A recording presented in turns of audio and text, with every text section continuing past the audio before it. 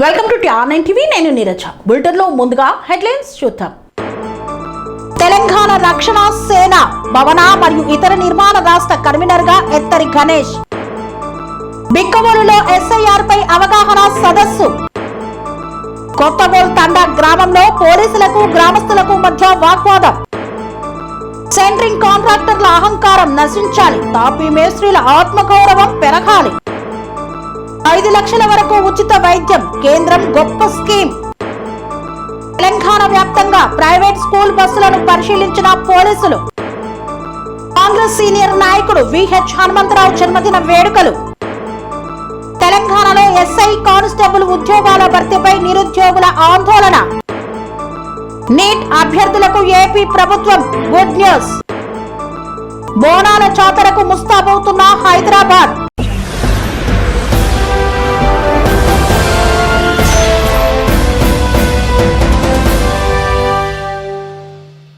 తెలంగాణ రక్షణ సేన TRS party కార్యాలయంలో భవన మరియు ఇతర నిర్మాణ కార్మికుల రాష్ట్ర ముఖ్య నాయకుల సమావేశాన్ని నిర్వహించారు. తెలంగాణ రక్షణ సేన TRS పార్టీ కార్యాలయంలో భవన మరియు ఇతర నిర్మాణ కార్మికుల రాష్ట్ర ముఖ్య నాయకుల సమావేశం నిర్వహించారు. ఈ సమావేశానికి ముఖ్య అతిథిగా TRS రాష్ట్ర సీనియర్ నాయకులు L రూప్ సింగ్ పాల్గొని మాట్లాడారు. రాష్ట్రంలో సుమారు 24 లక్షల మంది భవన మరియు ఇతర నిర్మాణ కార్మికులు 48 విభాగాలలో పనిచేస్తున్నారని తెలియజేశారు. ఇప్పటి వరకు ప్రభుత్వ లెక్కల ప్రకారం వెల్ఫేర్ బోర్డులో పనిచేస్తున్నారని తెలియజేశారు. ఇప్పటి వరకు ప్రభుత్వ లెక్కల ప్రకారం కార్మిక వెల్ఫేర్ బోర్డు ఏర్పాటు చేసి దాదాపు 30 సంవత్సరాలు కావస్తున్నా కేవలం 50% కంటే 12 లక్షల మందికి లేబర్ ఇన్సూరెన్స్ కార్డులు ఇవ్వడం జరిగిందన్నారు. ఇంకా 50% అంటే 12 లక్షల మందికి లేబర్ ఇన్సూరెన్స్ కార్డు ఇవ్వాలని ప్రభుత్వాన్ని డిమాండ్ చేశారు. ప్రభుత్వం లేబర్ వెల్ఫేర్ బోర్డు సెస్ ద్వారా వచ్చే ప్రతి రూపాయిని ప్రభుత్వం లేబర్ల అభివృద్ధి కోసమే ఖర్చు చేయాలని, కానీ ప్రభుత్వ అవసరాల కోసం లేబర్ వెల్ఫేర్ బోర్డు నుండి నిధులను దుర్వినియోగం చేయడం చాలా బాధాకరమన్నారు. ప్రతి పైసా కూడా లేబర్ అభివృద్ధి కోసం ఖర్చు చేయాలని ప్రభుత్వాన్ని డిమాండ్ చేశారు. తెలంగాణ రక్షణ సేన అధినేత్రి శ్రీమతి కల్వకుంట్ల కవిత గారి ఆదేశాల మేరకు తెలంగాణలో ఉన్నటువంటి భవన నిర్మాణ రంగ కార్మికుల ముఖ్య నాయకులతో సమావేశం ఏర్పాటు చేసుకోవడం జరిగినది. TRS కార్మిక విభాగం పక్షాన ఈ భవన నిర్మాణ రంగంలో పనిచేసేటువంటి కార్మికులందరినీ కూడా ఏకం చేసి వాళ్ళ సమస్యల పరిష్కారం కోసం భవిష్యత్తులో సమరశీల పోరాటాలు నిర్వహించడానికి ఈరోజు 2-3 గంటల పాటు ఈ కమిటీ కూర్చొని అనేక అంశాలను చర్చించడం జరిగింది.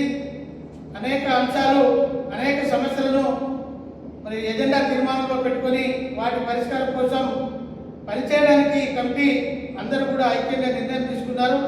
వాళ్ళందరితో ఒక కోఆర్డినేట్ కమిటీని మన గణేష్ గారి నాయకత్వంలో ఏర్పాటు చేయడం జరిగింది. వారి ఆధ్వర్యంలో లక్షలాది మందిగా ఉన్నటువంటి హైదరాబాద్లో ఉన్న కార్మికులందరి సమస్యల పరిష్కారం కోసం ఒకవైపున ప్రభుత్వం యొక్క నిర్లక్ష్యాన్ని ఎత్తి చూపుతూ, అదేవిధంగా భవన నిర్మాణ రంగంలో ఉన్నటువంటి కార్మికులకు నిర్మాణ రంగంలో సెస్ రూపంలో వచ్చేటువంటి కోట్ల రూపాయలు లేబర్ డిపార్ట్మెంట్లో మురుగుతున్నాయి. మరోపక్క కోట్ల రూపాయలను ఈ రాష్ట్ర ప్రభుత్వం ముఖ్యమంత్రి రేవంత్ రెడ్డి గారు ఇవాళ ఫీచర్ సిటీ పేరుతో 15,000 కోట్ల రూపాయలను డైవర్ట్ చేసి ఇవాళ ఈ కార్మిక రంగాన్ని కార్మికులందరినీ కూడా అన్యాయం చేస్తూ ఉన్నాడు. వాటితో పాటు భవన నిర్మాణ రంగంలో తెలంగాణ కార్మికులు అనేటువంటి స్థానికులకు పూర్తి స్థాయిలో పని దొరకకపోకుండా ఇతర రాష్ట్రాల నుంచి వచ్చినటువంటి కార్మికులు ఇవాళ ఈ నిర్మాణ రంగంలో వచ్చి స్థానిక కార్మికుల యొక్క జీవితాలతో చెలగట్టబడుతూ ఉన్నారు. అందుకే ఈరోజు ఏర్పడినటువంటి ఈ TRS కార్మిక విభాగం పక్షాన ఏర్పాటుపడినటువంటి ఈ భవన నిర్మాణ రంగం ఒకవైపున ప్రభుత్వం యొక్క మెడల వంచి కార్మికులకు పూర్తి స్థాయిలో న్యాయం జరిగే వరకు, అంటే సుమారు 40 లక్షల పైచిలకు కార్మికులు తెలంగాణలో ఉంటే 20 లక్షల వరకే ఇవాళ లేబర్ కార్డు.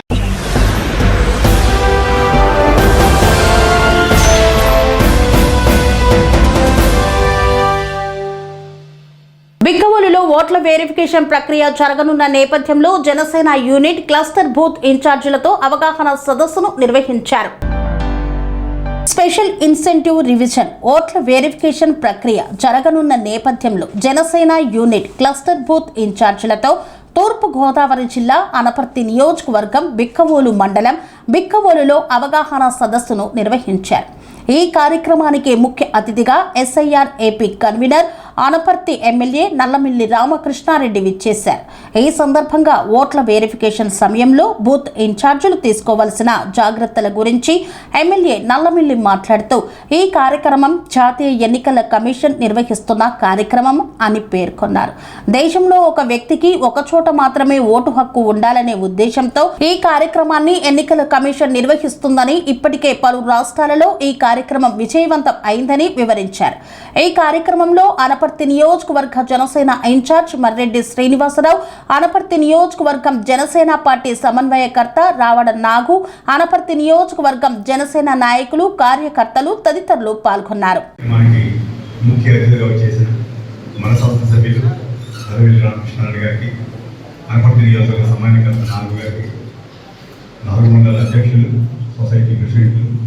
అదేవిధంగా ఇతర దేవస్థానం టెంపుల్స్ ఇతర పదవుల్లో ఉన్నారు వీరపైన కాశీగారి గారికి ఇచ్చేసిన జనసేన పార్టీ నాయకులు కార్యకర్తలందరికీ కూడా హృదయపూర్వక నమస్కారాలు.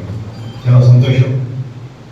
భారతదేశం అతిపెద్ద ప్రజాస్వామ్య దేశం, ప్రపంచంలోనే గర్వించదగ్గ ప్రజాస్వామ్య దేశం భారతదేశం. దీనికి ఒక ఘన చరిత్ర ఉంది. 75 సంవత్సరాలుగా ఈ దేశంలో ప్రజాస్వామ్యం నిలబడుతుందంటే ఇక్కడ ఉన్నటువంటి వ్యవస్థల కారణం.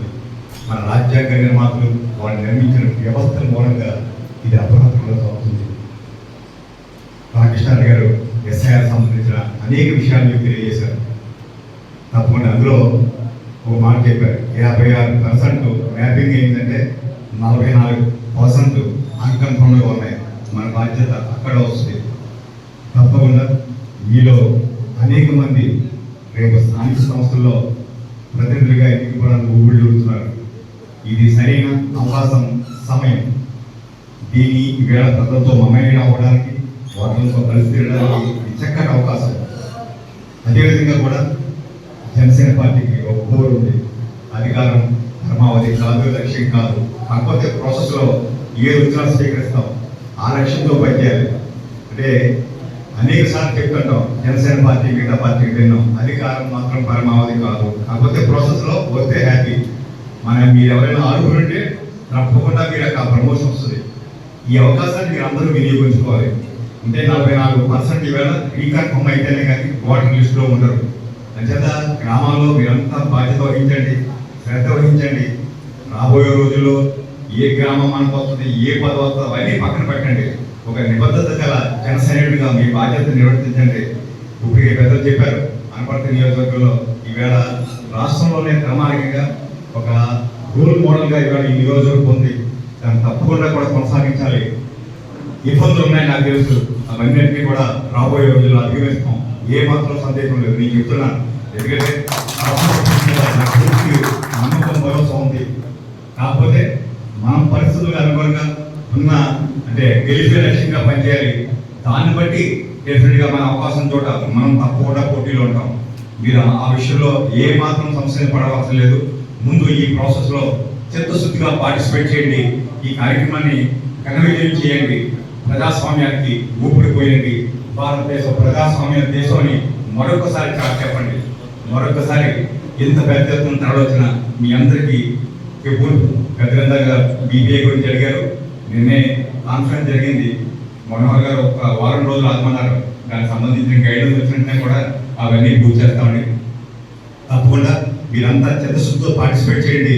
తప్పకుండా జనసేన పార్టీ యొక్క నిబద్ధతని, జనసేన యొక్క కార్యదీక్షతని మీరు ఈ సమయంగా అది బయటకు వచ్చే విధంగా కూడా మేమంతా పనిచేయాలని మరొకసారి మీ అందరికీ విజ్ఞప్తి చేస్తూ సెలవు తీసుకుంటున్నాం. మరి పైన మొన్న తూర్పుగోదావరి జిల్లా శాసనసభ్యులతో రివ్యూ కూడా జరిగింది చంద్రబాబు నాయుడు గారు. ఆ సందర్భంలో వారు ఒకటే చెప్పారు, నేను పవన్ కళ్యాణ్ గారు పదే పదే కలిసి సమావేశం అవడం కానీ లేకపోతే ఏదైనా కార్యక్రమంలో కలవడం కానీ అందువల్ల మీకు ఇచ్చే సంకేతం ఏంటి అంటే ఇక్కడ మేము ఐకమత్యంగా ఉన్నాం, మీరు కింద స్థాయిలో కూడా అదే ఐకమత్యం కొనసాగించాలి అని మీకు తెలియజెప్పడం కోసం నేను పదే పదే ఆ విధంగా ముందుకెళ్తా ఉన్నానని వారు చెప్పారు.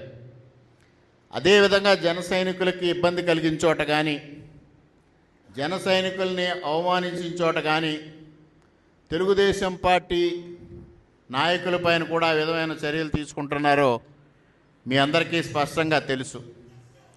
అంటే పైన నరేంద్ర మోడీ గారు, చంద్రబాబు నాయుడు గారు, పవన్ కళ్యాణ్ గారు ఒక ఆశయ సాధన కోసం ఐకమత్యంగా ముందుకు సాగుతూ ఉన్నారు. వారి ఆశయ సాధన కోసం మనందరం సమిధులుగా ఉండాలి. అవసరమైతే మనం కొన్ని వారిలాగే త్యాగం చేసి ముందుకు వెళ్ళాల్సిన అవసరం ఉంది. సాధారణంగా గ్రామాల్లో చిన్న చిన్న మనస్పర్ధలు వస్తాయి. ఒక రోడ్డు వేసేటప్పుడు నాకు చెప్పలేదనో, లేకపోతే కార్యక్రమం జరిగేటప్పుడు నాకు కబురు రాలేదనో, ఇటువంటి మనస్పర్ధలు గ్రామాల్లో రావడం సహజం. ఒక పార్టీలోనే వస్తూ ఉంటాయి. ఒక నాయకుడు కబుర్లు చెప్పేటప్పుడు కొంతమంది ఉద్దేశపూర్వకంగా కావచ్చు, ఉద్దేశపూర్వకంగా కాకపోవచ్చు, కొన్ని మిస్ అయినప్పుడు కూడా మనస్పర్ధలు వస్తాయి. కానీ మనందరం పెద్ద మనసు చేసుకోవాలి.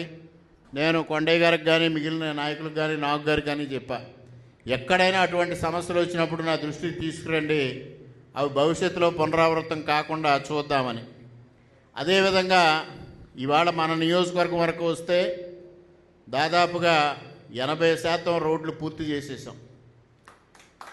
ఇప్పుడు మొన్నటి వరకు మీరు భారతీయ జనతా పార్టీ, తెలుగుదేశం కొన్ని చోట్ల మేము అడిగిన రోడ్లు రావడం లేదు, మమ్మల్ని అడగకుండా లిస్ట్ ఇస్తున్నారు అని. మొత్తం 100% రోడ్లు పూర్తి చేసేటప్పుడు మీరు లిస్ట్ ఇస్తే, వాళ్ళు లిస్ట్ ఇస్తే, ఇంకొకరు లిస్ట్ ఇస్తే అని నేను అడుగుతా ఉన్నా. ఇవాళ మీకు కావాల్సిన రోడ్డు పూర్తి చేస్తాను, నాకు కావాల్సిన రోడ్డు.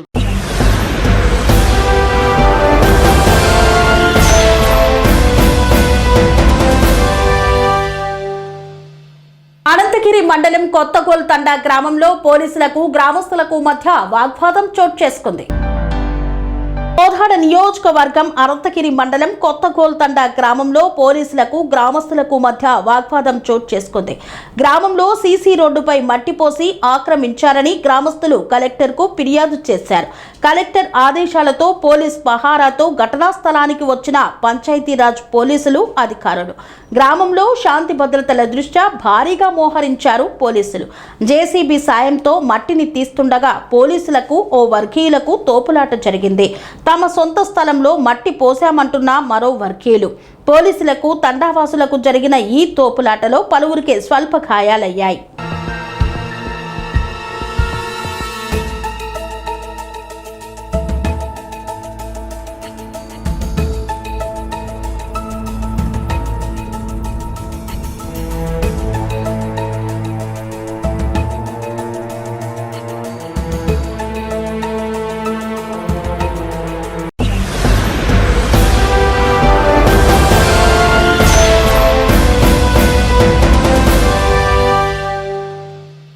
సెంట్రింగ్ కాంట్రాక్టర్ల అహంకారం నశించాలి, తాపీ మేస్త్రీల ఆత్మగౌరవం పెరగాలి అంటూ బోయిన్పల్లిలో సమావేశాన్ని నిర్వహించారు. ఓల్డ్ బోయిన్పల్లిలో సెంట్రింగ్ మేస్త్రీల కార్యాలయ ముట్టడి కార్యక్రమంలో భాగంగా భవన నిర్మాణ రంగాల కార్మిక సంఘం గ్రేటర్ హైదరాబాద్ కమిటీ ఆధ్వర్యంలో తాపీ మేస్త్రీల ముట్టడి బోయిన్పల్లి పోలీసుల జోక్యంతో సద్దుమణిగింది. అనంతరం తాపీ మేస్త్రీల సంఘం సభ్యులు వినతి పత్రాన్ని బోయిన్పల్లి పోలీస్ స్టేషన్లో అందజేశారు.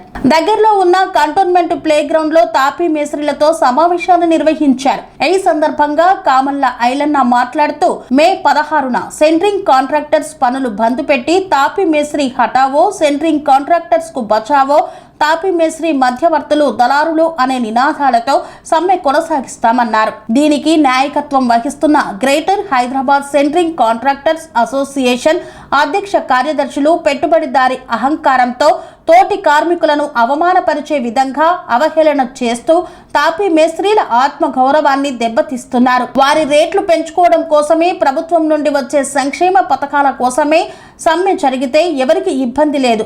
ముఖ్యంగా తాపీ కార్మికులను కించపరుస్తూ గుండు దారం పట్టుకొని వచ్చి మా మీద పెత్తనం చేస్తున్నారని సోషల్ మీడియాలో ప్రచారం చేస్తున్నారు.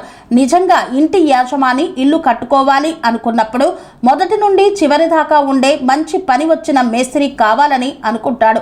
అందులో భాగంగానే తాపీ మేస్త్రిని ఎన్నుకుంటాడు. కేవలం సెంట్రింగ్ పని స్లాబ్ చేసే వరకు పనిచేసే వ్యక్తిని ఇంటి యాజమాని ఎట్లా ఎంపిక చేసుకుంటాడు? ఒకవేళ యాజమాని చేసుకుంటే తాపీ మేస్త్రికి ఎలాంటి ఇబ్బంది లేదు. కానీ గుమ్మడికాయల దొంగ అంటే భుజాలు తడుముకున్నట్టు ఉంది. బిడ్డ ప్రసవించకపోతే అల్లుడి మీద ఏడ్చినట్టు ఉంది. ఇంటి యాజమాని ఇవ్వకపోతే తాపీ మేస్త్రి తప్పు అవుతుందా? మీరు అనుకున్నట్లు ఇతర రంగాల వారికి ఎవరిని పనికి వారికి యాజమాన్యానికి అవకాశం ఉంది. కానీ సుతారి పనులు సెంట్రింగ్ పని అంతర్భాగమై ఉంది. తాపీ మేస్త్రి పని సెంట్రింగ్ మేస్త్రి పని విడదీయరాని అనుబంధం లాంటిది. అందుకని ఈ రెండు రంగాలకు అవినాభావ సంబంధం ఉంది. తాపీ మేస్త్రి రేట్లు పెరిగితే సెంట్రింగ్ మేస్త్రి రేట్లు పెరగడానికి అవకాశం ఉంటుంది. సెంట్రింగ్ మేస్త్రి రేట్లు పెరిగితే తాపీ మేస్త్రి రేట్లు ఎలా పెరుగుతాయి? ఇంటి యాజమానికి ఒక అగ్రిమెంట్ రాసి ఉంటుందా? సడన్ గా మీరు పెంచమంటే వారికి పెరగకుండా మీకు ఎలా పెరుగుతుంది అని ప్రశ్నించారు.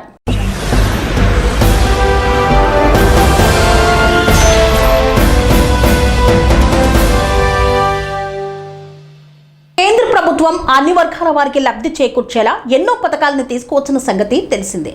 PMJAY స్కీమ్ గురించి ఇప్పుడు తెలుసుకుందాం. రోజు రోజుకు ఖర్చులు పెరిగిపోతున్న సంగతి తెలిసిందే. ఎంత సంపాదించినా చాలట్లేదని చాలా మంది చెబుతుంటారు. ఇంట్లో ఖర్చులకే రావట్లేదంటే ఏమైనా అత్యవసర పరిస్థితుల్లో ఎలా మరి? చాలా మందికి ఈ ప్రశ్న వచ్చినా చేసేదేం లేదనుకుంటారు. ఇక అనారోగ్యం బారిన పడితే చిక్కుల్లో పడ్డట్లే.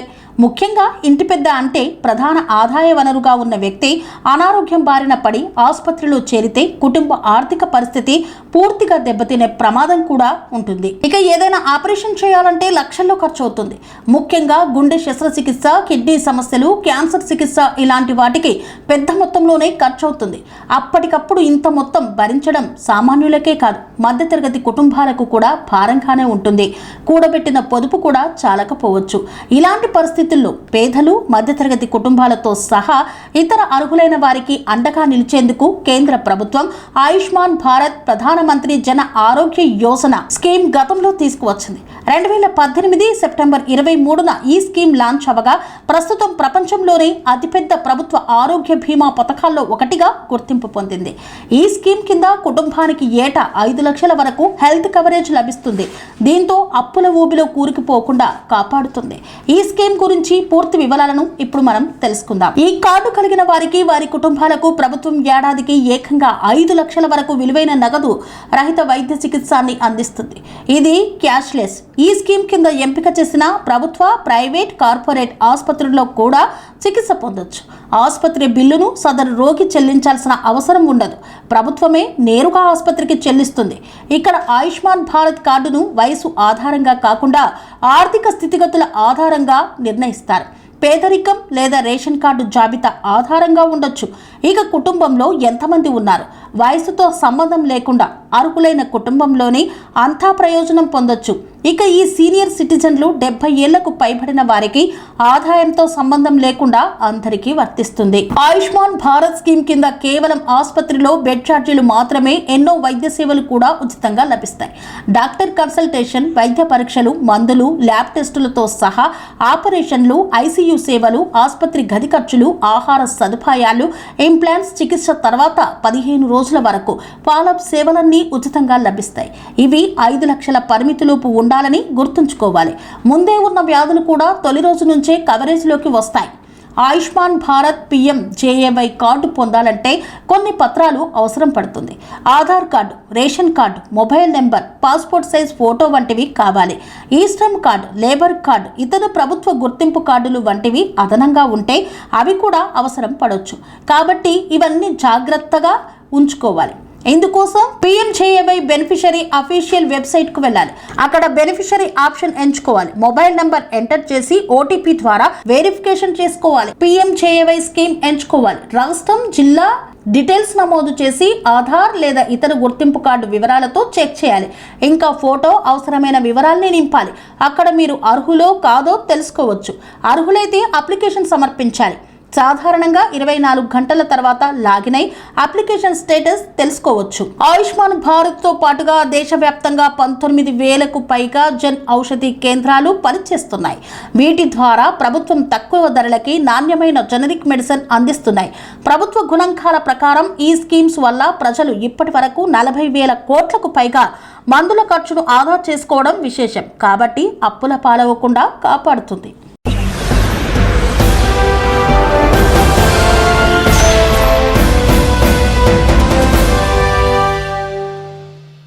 విద్యా సంస్థలు తిరిగి ప్రారంభమైన తొలి రోజే తెలంగాణ రవాణా శాఖ రాష్ట్ర వ్యాప్తంగా తనిఖీలు నిర్వహించి స్కూల్, కాలేజీ బస్సులపై దృష్టి సారించింది. విద్యా సంస్థలు తిరిగి ప్రారంభమైన తొలి రోజే తెలంగాణ రవాణా శాఖ రాష్ట్ర వ్యాప్తంగా ప్రత్యేక తనిఖీలు నిర్వహించి స్కూల్, కాలేజీ బస్సుల భద్రతపై దృష్టి సారించింది. ఈ తనిఖీల్లో నిబంధనలు ఉల్లంఘిస్తూ నడుస్తున్న 245 విద్యా సంస్థల వాహనాలను అధికారులు గుర్తించగా ఫిట్నెస్ సర్టిఫికేట్ లేకుండా రోడ్లపై తిరుగుతున్న 60 స్కూల్ బస్సులను స్వాధీనం చేసుకున్నారు. విద్యార్థుల భద్రతే లక్ష్యంగా చేపట్టిన ఈ ప్రత్యేక డ్రైవ్ లో పలు కీలక లోపాలు వెలుగు చూసినట్లు అధికారులు వెల్లడించారు. రాష్ట్ర వ్యాప్తంగా నిర్వహించిన తనిఖీల్లో బస్సుల ఫిట్నెస్ సర్టిఫికేట్లు, పర్మిట్లు, ఇన్సూరెన్స్, పొల్యూషన్, అండర్ కంట్రోల్ ధృవపత్రాలను అధికారులు పరిశీలించారు. అలాగే డ్రైవర్లకు చెల్లుబాటు అయ్యే లైసెన్సులు ఉన్నాయా, వారికి తగిన డ్రైవింగ్ అనుభవం ఉందా లేదా అనే అంశాలను కూడా తనిఖీ చేశారు. విద్యార్థుల భద్రతకు అవసరమైన ఫస్ట్ ఎయిడ్ బాక్సులు, అటెండెంట్ల ఏర్పాటు వంటి అంశాలపై ప్రత్యేక దృష్టి పెట్టారు. అంతేకాకుండా బస్సుల బ్రేకులు, టైర్లు, లైట్లు వంటి యాంత్రిక భాగాల పనితీరును కూడా అధికారులు క్షుణ్ణంగా పరిశీలించారు. కొన్ని వాహనాల్లో భద్రతా ప్రమాణాలు పాటించకపోవడం, మరికొన్నింటిలో అవసరమైన పత్రాలు లేకపోవడం గుర్తించినట్లు సమాచారం. విద్యార్థుల ప్రాణాలతో ముడిపడి ఉన్న అంశం కావడంతో ఎలాంటి రాజీ ఉండబోదని అధికారులు స్పష్టం చేశారు. ఫిట్నెస్ సర్టిఫికేట్ లేకుండా నడుస్తున్న వాహనాలు లేదా సామర్థ్యానికి మించి విద్యార్థులను తరలిస్తున్న బస్సులను వెంటనే సీజ్ చేస్తామని రవాణా శాఖ హెచ్చరించింది. నిబంధనలు ఉల్లంఘించిన వాహన యాజమానులు, డ్రైవర్లు మాత్రమే కాకుండా సంబంధిత విద్యా సంస్థల యాజమాన్యాలపై కూడా చట్టపరమైన చర్యలు తీసుకుంటామని తెలిపింది.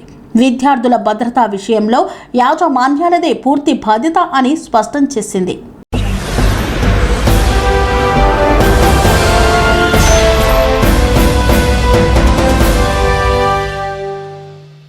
కాంగ్రెస్ సీనియర్ నాయకుడు వి హనుమంతరావు జన్మదిన వేడుకలను అత్యంత ఘనంగా నిర్వహించారు. తెలంగాణ ప్రభుత్వ సలహాదారు వి హనుమంతరావు జన్మదిన వేడుకలు అంబర్పేటలో ఆయన నివాసంలో ఘనంగా నిర్వహించారు. హర్యానా మాజీ గవర్నర్ బండారు దత్తాత్రేయ, అంబర్పేట్ ఎమ్మెల్యే కాలేరు వెంకటేష్ తో పాటు పార్టీలకు అతీతంగా నాయకులు, ప్రజా సంఘాల నేతలు పాల్గొని వి హనుమంతరావుకు జన్మదిన శుభాకాంక్షలు తెలిపారు. ఈ సందర్భంగా ఖైరతాబాద్ జిల్లా మహిళా కాంగ్రెస్ అధ్యక్షురాలు షింబుల ఉషశ్రీ శ్రీకాంత్ గౌడ్ ఆధ్వర్యంలో మహిళలకు చీరలు, విద్యార్థులకు నోటు పుస్తకాలు పంపిణీ చేశారు. విహెచ్ నివాసంలో కార్యకర్తలు, నాయకులు కలిసి పుష్పగుచ్చం అందచేసి ఘనంగా సన్మానించారు.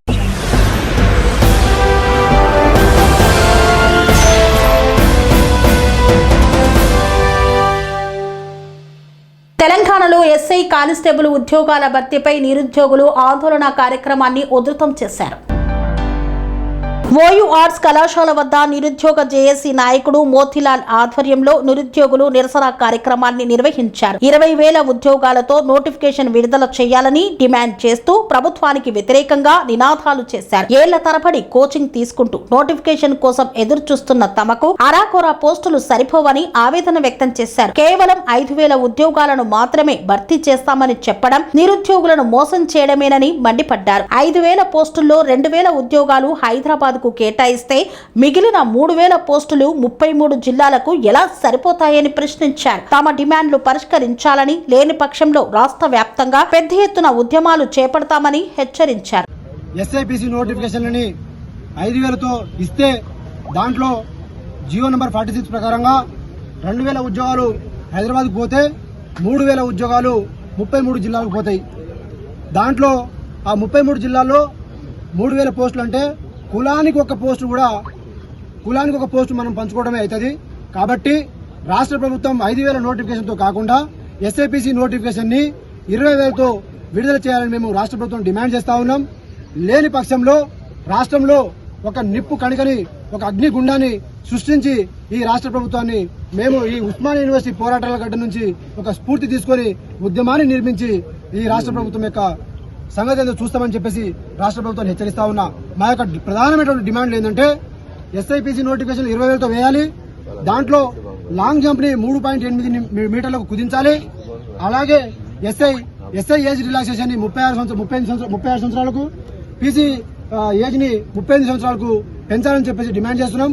అలాగే జియో నెంబర్ 46 ని రద్దు చేయాలని చెప్పేసి, ఎగ్జామ్ ఫీజుని గత ప్రభుత్వం 200 ఉంటే ఇప్పుడు 1000 రూపాయలు చేసినారు, దానిని 100 రూపాయలకు చేయాలని చెప్పేసి మేము డిమాండ్ చేస్తా ఉన్నాం.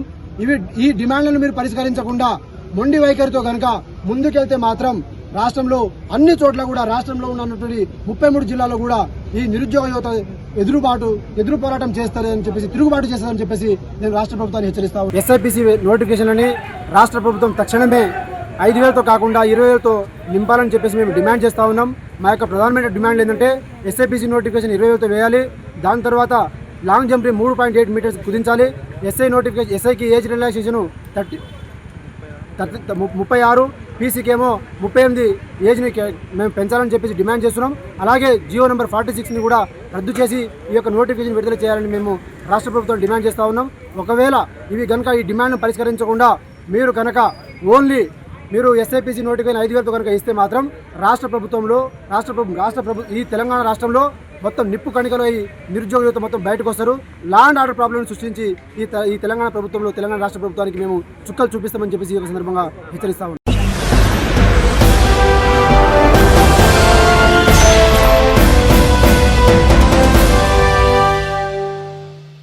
వైద్య విద్య లక్ష్యంగా ముందడుగు వేస్తున్న నీట్ అభ్యర్థులకు ఆంధ్రప్రదేశ్ ఆర్టీసీ అద్భుతమైన తీపి కబురు అందించింది. జూన్ 21న జరగబోయే నీట్ రీ ఎగ్జామ్ కు హాజరయ్యే విద్యార్థులకు ఆర్టీసీ బస్సుల్లో ఉచిత ప్రయాణ సదుపాయాన్ని కల్పిస్తూ ఏపీ ప్రభుత్వం కీలక నిర్ణయం తీసుకుంది. పరీక్షా కేంద్రాలకు వెళ్లే అభ్యర్థులు తమ వెంట కేవలం నీట్ హాల్ టికెట్ చూపిస్తే చాలు, ఎలాంటి ఛార్జీలు లేకుండా ఉచితంగా ప్రయాణించవచ్చని స్పష్టం చేసింది. అలాగే ఎగ్జామ్ రోజు విద్యార్థులు ఎక్కడ ఇబ్బంది పడకుండా సకాలంలో పరీక్షా కేంద్రాలకు చేరుకునేలా ఆర్టీసీ ప్రత్యేక కార్యాచరణను సిద్ధం చేసింది. రద్దీ ఎక్కువగా ఉండే మార్గాల్లో సాధారణ బస్సులతో పాటు అదనంగా ప్రత్యేక బస్సులను కూడా నడపనుంది. విద్యార్థుల భవిష్యత్తును దృష్టిలో ఉంచుకొని వారి విజయ యాత్రకు తోడుగా నిలిచేందుకు ఏపీఎస్ఆర్టీసీ తీసుకున్న ఈ నిర్ణయంపై అభ్యర్థులు వారి తల్లిదండ్రుల నుండి హర్షం వ్యక్తం చేస్తున్నారు. ఇదిలా ఉంటే నీట్ రీ ఎగ్జామ్ సందర్భంగా టెలిగ్రామ్పై కేంద్ర తాత్కాలిక నిషేధం విధించిన విషయం తెలిసిందే.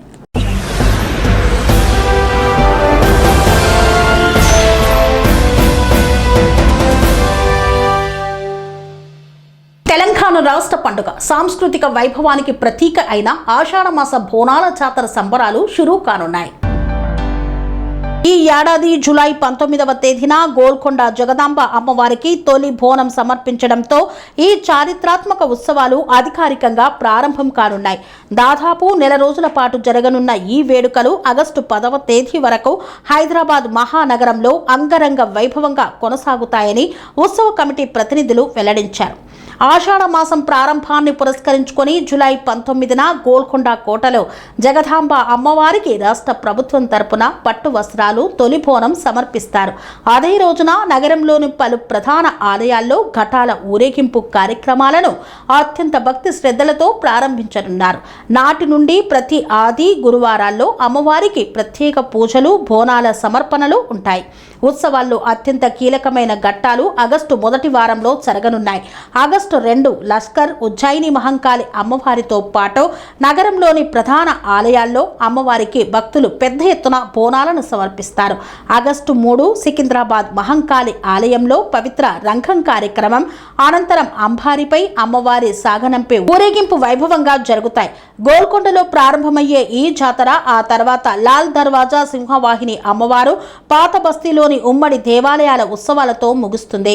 ఆగస్టు 10వ తేదీన ఉమ్మడి దేవాలయాల ఘటాల సామూహిక ఊరేగింపు, గజరాజుపై అమ్మవారి శోభయాత్రతో ఈ ఏడాది ఆషాఢ బోనాల జాతర ముగియనుంది. బోనాల పండుగను అత్యంత ప్రతిష్టాత్మకంగా నిర్వహించేందుకు తెలంగాణ ప్రభుత్వం ఇప్పటికే ముందస్తు ఏర్పాట్లు చేస్తోంది. భక్తులకు ఎలాంటి ఇబ్బందులు కలగకుండా జీహెచ్ఎంసీ, జలమండలి, పోలీస్, విద్యుత్ శాఖల సమన్వయంతో ప్రత్యేక ఏర్పాట్లు, భారీ బందోబస్తును కల్పిస్తున్నారు.